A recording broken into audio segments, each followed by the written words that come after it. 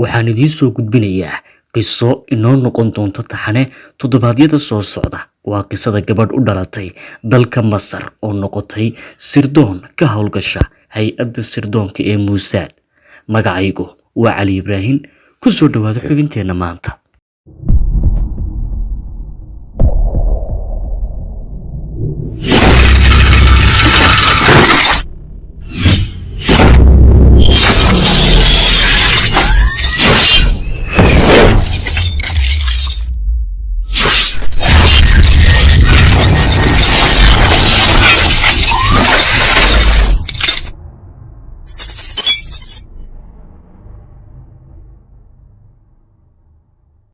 Hiba Saalim waxay ku dhalatay dalka Masar sanadkii 1947. Waxay ka soo jeeday qoys noloshiisu caadi tahay. Aabaheed wuxuu ka howlgali jiray wasaaradda tacliinta ee dalka Masar. Hiba Saalim waxay ku kortay xaafad la yiraahdo Al-Muhandisiya ee ay degaan qoysaska dabaqadoodu ay ladan tahay.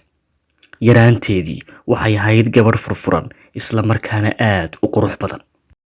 Waxay jaamacadda Qaahire ka baran jirtay suugaanta iyo afka Faransiiska. Cilmigaas ayay qaadatay heerkii koowaad ee jaamacadda.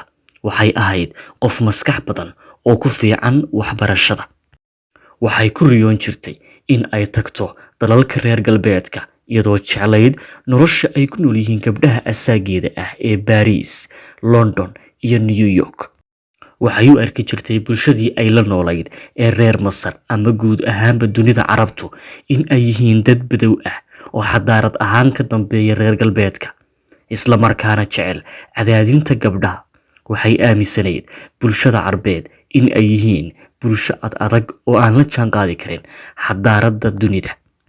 Mid ka mid ah professoradeedii jaamacadda ayaa u fiirsaday habdhaqanada Hiba Saalim, sida fikirkeeda in ay jeceshahay nolosha reer galbeedka sidoo kale ay neceb tahay nolosha bulshada Carabta. Professorku wuxuu ahaa sirdoon u shaqeeya Mossad oo ku dhuunta nidaamka macalinimo, balse may jirin cid ka shakin karaysay macalinka. Professorku wuxuu ka soo jeeday qowmiyaddii Yuhuudda, balse xilliyadaasi lama kala saari karin masaaridii dhaladka ahayd iyo Yuhuudda, oo macalinku wuxuu u eegaaba masaaridii dhaladka ahayd. Hiba Saalim waxay ahayd gabadh garasho dheer oo caqli badan, waana sababta kaliftay inuu ugaadhsado professorku. Professorku wuxuu arkayay in uu haysto fursad dahabi ah, sababtoo ah Hiba Saalim waxaa ku jirtay qadiyad neceb bulshada reer Masar. Sidoo kale professorku wuxuu dareensanaa in uu helay adeega firfircoon. Kadib professorku wuxuu u soo bandhigay Hiba Saalim in uu u hayo scholarship bilaash ah oo dalka Faransiiska ah, sidoo kale ay heli doonto fursad waxbarasho oo dheeraad ah. Hiba Saalim waxay aqbashay codsigii professorka iyadoo u aragtay inay u rumowday riyadeedii mustaqbalku, balse ma oga inay lugaha la gashay dabin ay u soo maleegtay hay-adda ugu khatarsan ee sirdoonka Israel ee Mossad. Waxaa lagu wargeliyay Hiba Saalim inay sida ugu dhaqsaha badan ku soo baxdo iyadoo loo fududeeyay dhammaan wax kasta oo ay uga baahan karaysay hay-adaha socdaalka iyo jinsiyadaha. Waxay ka degtay magaalada Paris iyadoo ay ka muuqato farxad iyo reereyn saa'id ah, maxaa yeelay waxay ka soo baxday dunidii Carabta ee nolosheeda ku ahayd sida musbaarka oo kale. Waxay u timid dadkii xadaaradda lahaa, dadkii xornimadu ay agtooda taallay, dadkii ay ku hamin jirtay mar uun in ay ku agnoolaato, balse ma oga dimuqraadiyadda iyo xornimada ay soo doonatay inay ku hoos duugan tahay sheekada bedeli doonta aayaha mustaqbalkeeda ee dambe. Hiba Saalim waxay bilowday jaamacaddeedii, balse waxay si lama filaan ah isku barteen gabadh dhalasho ahaan ka soo jeeda dalka Poland oo asalkeedu yahay Yahuudiyad. Gabadhii waxay noqdeen saaxiib isku kalsoon oo isku kalxaadan. Waxay bartay wiil u shaqeeya waaxda taleefanada ee Mossad, balse Hiba Saalim arrintaasi wax war ah kamaysan haynin. Hiba Saalim iyadoo wadata waxbarashadeedii ayaa waxay hoos ka wadatay barashada ashkhaas kala duwan.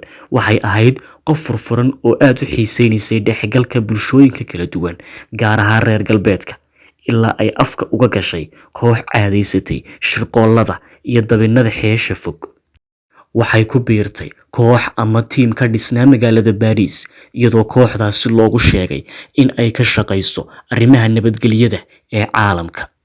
Waxay u sheegeen kooxdaasi inay dadkeeda iyo dalkeedaba ka caawinayso arrimaha nabadgelyada ee ku saabsan xiisadda ka dhex alowsan Masar iyo Israa'iil oo xilligaasi qabsatay Falastiin. Sidoo kale waxay ka dalbadeen kooxdu haddii ay la shaqayso inay horseed u noqonayso dalkeeda, isla markaana ay ku guuleysanayso bilad sharaf. Intaas ayaan ku hakinaynaa qaybta koowaad ee qisadii basaasadii reer Masar ee Hiba Saalim. Inta aan ku kulmi doono qaybaha kale ee soo socda waxaan idinku dhaafayaa nooli kulante.